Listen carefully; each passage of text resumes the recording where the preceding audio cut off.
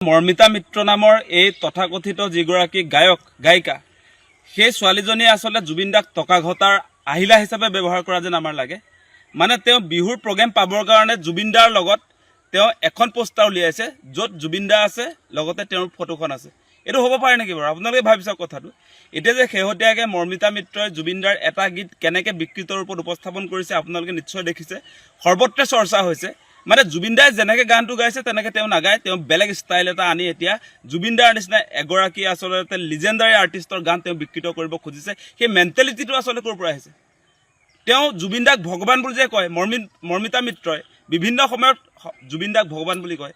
ভগৱান বুলি যেতিয়া কয়, ভগৱানৰ লগত মৰ্মিতা মিত্ৰ নামৰ সেই মহিলাগৰাকীয়ে নিজৰ ফটোখন কেনেকৈ একেলগে আচলতে সমান চাইজত জুবিন দাৰ ফটোখন যিমান ডাঙৰ সেই সমান আকৃতিৰ এখন ফটো তেওঁ পোষ্টাৰত উলিয়াইছে।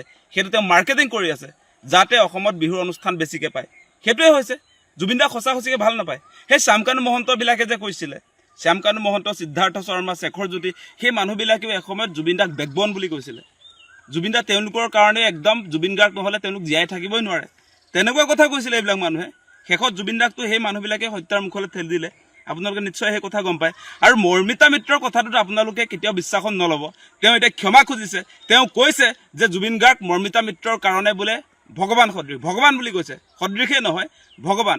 মৰ্মিতা মিত্ৰৰ কাৰণে জুবিন দাক ভগৱান বুলি কৈছে। তাৰপাছত ভগৱানৰ গান কেনেকৈ গাব লাগে সেই প্ৰথমতে সেই কথাটো শিকি ল'ব লাগে নে নাই? এতিয়া জুবিন দাৰ নিচিনা এগৰাকী আৰ্টিষ্টক বাৰম্বাৰ ব্যৱহাৰ কৰি থাকিব, সেইটো কোনে সহ্য কৰিব?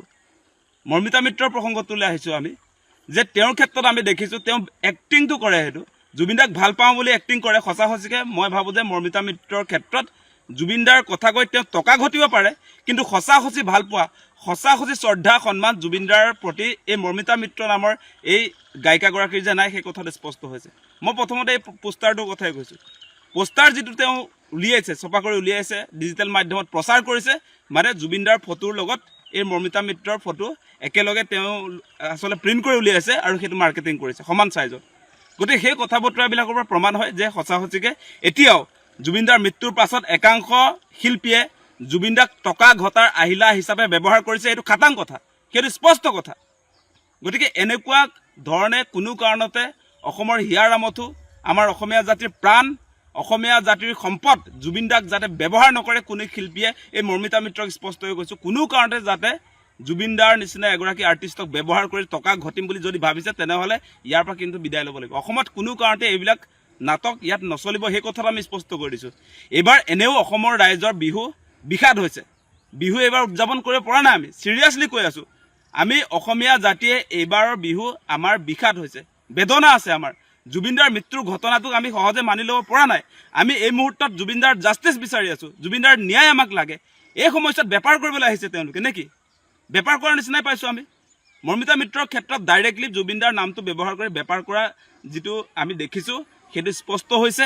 আৰু আজিৰ দিনটোত আপোনালোকে নিশ্চয় দেখিছে যে মৰ্মিতা মিত্ৰৰ ক্ষেত্ৰত তেওঁ যি ক্ষমা প্ৰাৰ্থনা কৰি সামাজিক মাধ্যমত যিবিলাক প্ৰতিক্ৰিয়া প্ৰদান কৰিছে, সেইবিলাকতো তেওঁৰ ইগ'টো প্ৰকাশ পাইছে। আচলতে পামী বৰঠাকুৰ, জুবিন দাৰ ভণ্টি পামী, আমাৰ বাইদেউ পামী বৰঠাকুৰ বাইদেউক এড্ৰেছ কৰি যিটো ক্ষমা ভিক্ষা মাগি তেওঁ লিখিছে, হেপী বাৰ্থডে উইচ কৰিছে। হেপী বাৰ্থডে উইচ কৰিব নালাগে। যিটোৰ কাৰণে তুমি অপৰাধী তাৰ আচলতে ক্লেৰিফাইটো বা ক্ষমা প্ৰাৰ্থনা কেনেকৈ লিখিব লাগে সেই কথাটো আচলতে প্ৰথমতে জানি ল'ব লাগিছিলে। ইমান অহংকাৰ কেনেকৈ আহিব পাৰে? ইমান অহংকাৰী এনেকৈ কোনো কাৰণতে আচলতে এই মহিলাগৰাকী আমাৰ অসমৰ আচলতে মাটি, বায়ু, পানীৰ লগত যে তেওঁৰ সম্পৰ্কটো নাই, লেনদেনটো নাই, সেইকাৰণে এনেকুৱা ধৰণৰ প্ৰতিক্ৰিয়া তেওঁৰ মুখত আহিছে। জুবিন দাৰ গীত তেওঁ আচলতে যিধৰণে উপস্থাপন কৰিছে বিকৃত ৰূপত আপোনালোকে নিশ্চয় দেখিছে। বিজতৰীয়া এগৰাকী শিল্পী নহয় আচলতে এইবিলাক গায়িকা। এইবিলাকক কোনো কাৰণতে অসমৰ ৰাইজে প্ৰশ্ৰয় দিব নালাগে, সেই কথাটো আমি আপোনালোকক অনুৰোধ জনাইছোঁ। মৰ্মিতা মিত্ৰ ভাল গায় বুলি আপোনালোকে কয়, তেওঁতকৈ ভাল গোৱা বহুত আৰ্টিষ্ট অসমত আছে, সেইবিলাকক চান্স দিয়ক। যিবিলাক উঠি অহা নৱপ্ৰজন্মৰ জুবিন দাই ভাল পোৱা, জুবিন দাই বহুতক চান্স দিছিলে। গীত গাবলৈ তেওঁ জীয়াই থকা অৱস্থাত বহুত শিল্পীক সন্মুখলৈ আনি এটা প্লেটফৰ্ম দিছিলে। এনেকুৱা বহুত শিল্পী আছে জুবিন দাৰ গীত ধুনীয়াকৈ গাব পাৰে, মৰ্মিতা মিত্ৰহে গাব পাৰে, তেনেকুৱাটো আপোনালোকে কেতিয়াও নাভাবিব। তেওঁ যিটো গাইছে এতিয়া আপোনালোকে দেখিছে বিকৃত ৰূপত, জুবিন দাৰ নিচিনা এগৰাকী লিজেণ্ডাৰী আৰ্টিষ্টৰ গীত তেওঁ বিকৃত ৰূপত নিজৰ ধৰণেৰে গাই আচলতে এটা মানে অদ্ভুত ধৰণৰ এটা পৰিৱেশ আনিব খুজিছে। সেইটো কোনো কাৰণতে যাতে অসমত এইবিলাক পৰিৱেশ যাতে কোনেও কৰিবলৈ সাহস নকৰে তাৰ কাৰণে আমি সকলোৱে সজাগ হ'ব লাগে।